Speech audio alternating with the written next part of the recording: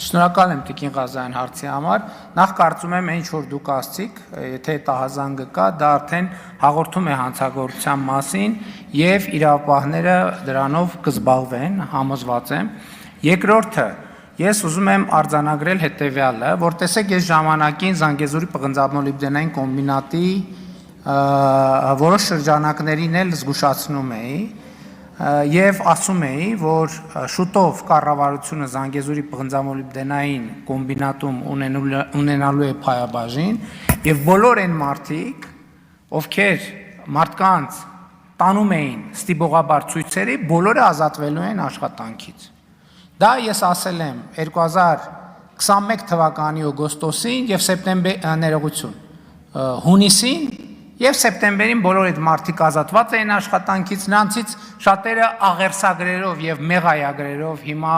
գալիս են կառավարություն, ասում են մեզ խնդրում ենք հետ ընդունեք, սխալվել ենք եւ այլն եւ այլն։ Ես հիմա ասում եմ հետեւյալը. հեծի են աշխատողները, հեսա շատ արագ հեծը լինելու է պետական սեփականություն։ Հեծի են աշխատողները, որոնք հիմա կֆիքսենք մենք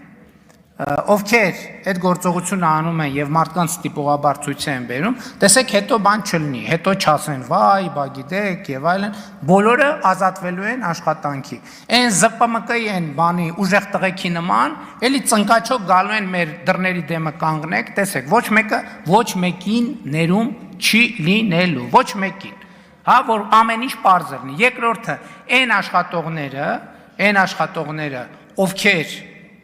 կհրաժարվեն եւ կհազանգեն, կհամագործակցեն իրավապահ մարմինների հետ եւ կոնկրետ ցուցմունքներ կտան, եթե հիմա ասենք ենթադրենք նրանց ոչ մեկ չի ազատվի, որովհետեւ մենք բավարար լծակներ ունենք այդ մարդկանց պաշտպանելու համար, իսկ ովքեր իրավապահ մարմիններին հետ կհամագործակցեն, ցուցմունք կտան եւ այլն, այն մյուսները կդատվեն, իսկ համագործակցող աշխատողները կխրախուսվեն։ Իսկ նրանք ովքեր ուղղակի կհրաժարվեն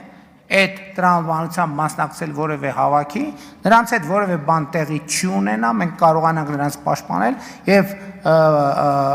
պետականացումից հետո նրանք կշարունակեն հանգիստ աշխատել։ Իսկ նրանք ովքեր այդ ապօրինությունների մեջ փութաջանություն են ցուցաբերել,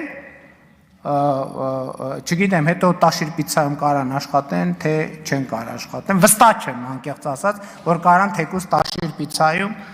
բան աշխատեն, որևէ բան